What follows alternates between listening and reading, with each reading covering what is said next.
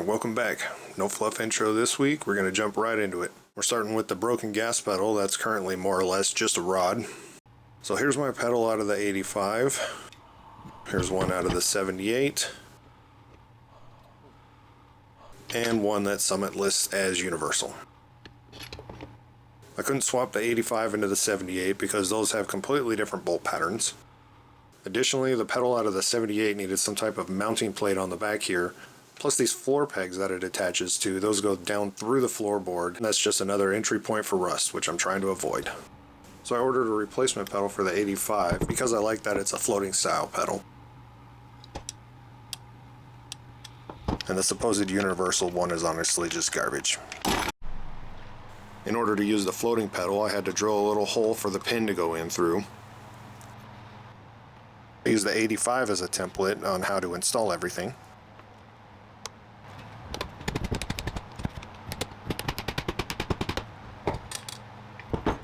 And honestly, it went together a lot better than I could hope for. And on the mounting plate, I added more seam sealer here in another attempt to prevent more water seepage into the cab.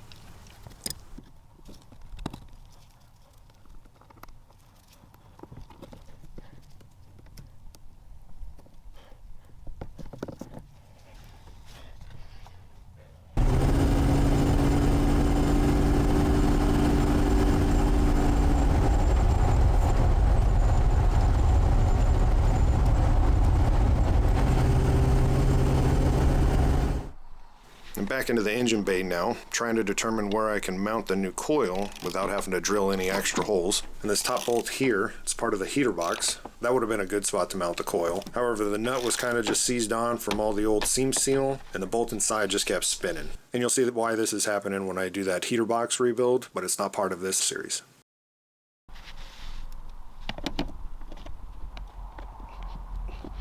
So the next best one I figured was this bolt closest to the distributor.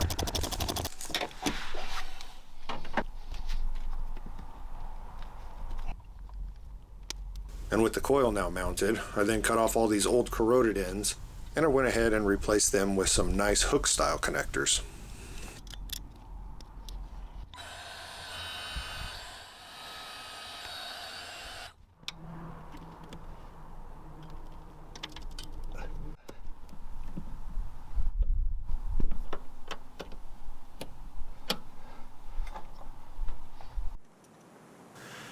Like I mentioned previously, I'd already rebuilt this Holley Carb from the 85, and there's more than enough videos of people doing this rebuild already, so I'm going to skip over all this. I did decide to add a fuel rail and a pressure gauge for better visibility of what, the fuel pressure is.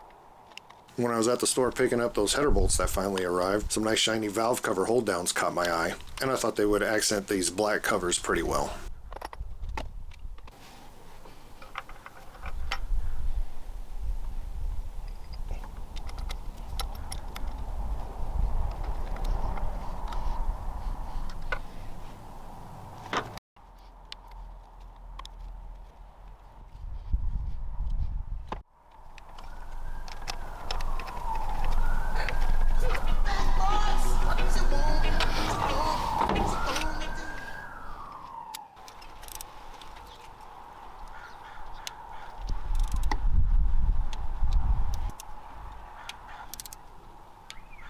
Once I had that fuel filter in, I wasn't too happy with these small kinks in the lines here before and after the filter. So I went ahead and hopped on Amazon, and I next stayed in a different fuel rail end. Has a nice 45-degree bend here.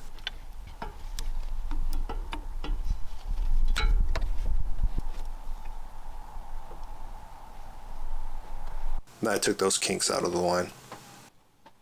Alright, let's get those headers finished now. I decided to chop up the gasket for what I thought would make it a little bit easier to install. And in some ways it was, in some ways it wasn't. Honestly, if I had to do it all over again, I'd still do it, because it was helpful in some areas. And each little piece got a little bit of high temp RTV sealant, because those mating surfaces still weren't perfectly flat. And with all the gaskets now in place, I was able to go ahead and snug up all the bolts. And I'd really like to emphasize just how much of a pain in the butt this bolt here is.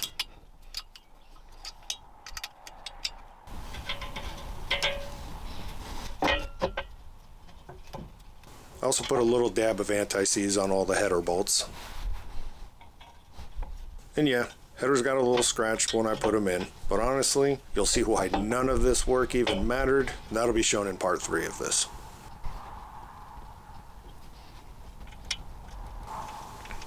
With all the bolts in and snugged up, went ahead and torqued those all down properly.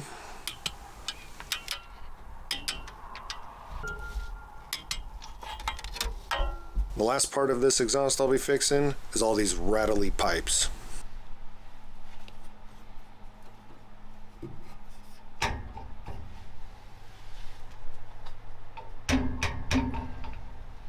First thing I needed to do was crawl under here and cut out the old muffler.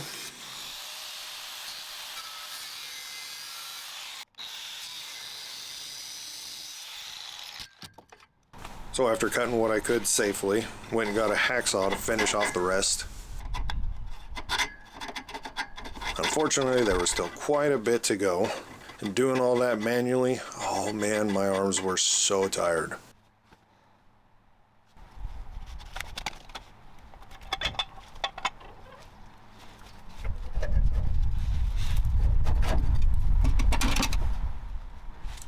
And with that out of the way, I was then able to go through and remove all these broken exhaust hangers. Now in the garage, having the old mufflers up on the workbench, and that made it much easier to cut off these outlet pipes without any issue. I'm going to be reusing these because I do like the profile of the exhaust of how it exits right before the rear tire. Once it's all cut up into individual pieces, I took it over to the bench grinder, ground down all the old welds, and wire wheeled off the old rust and dirt.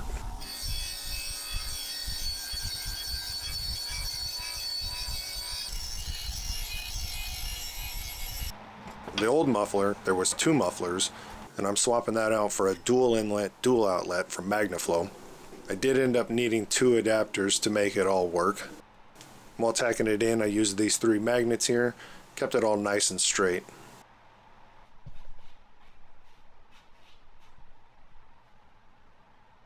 Alright, with the adapters on, crawled back under there and gave it a nice test fit.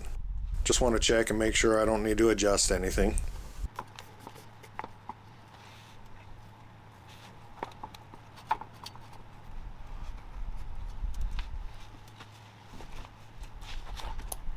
I'm happy with how that looks. Back inside onto the workbench, fully weld up all those adapters and also those exit tubes.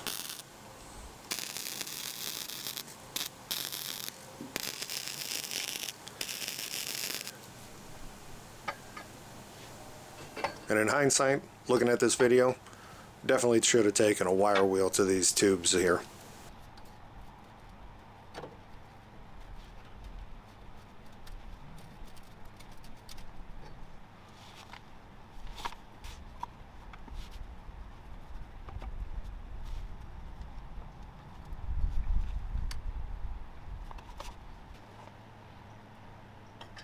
Alright, with it all kind of mocked up in place, I was able to cut the hangers I needed to length.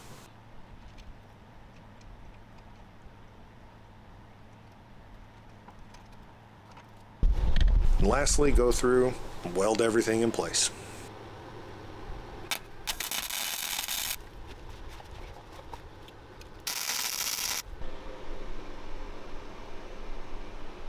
Another job done, and happy with the result. Especially to how it looked before.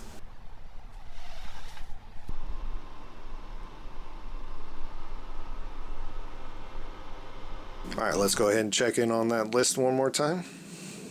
So we got the more powerful coil installed. We got the Holley Carb installed. The headers are finally finished. Got a fuel filter added. Got the muffler swapped out. And that derpy gas pedal is finally fixed. So drop those completed items off the list. And we're making some great progress so far. Nothing's going to be added to the list this round, thankfully. And with that, that closes out part 2.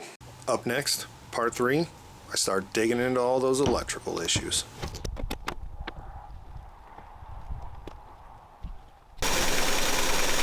Stay tuned. Thanks for watching.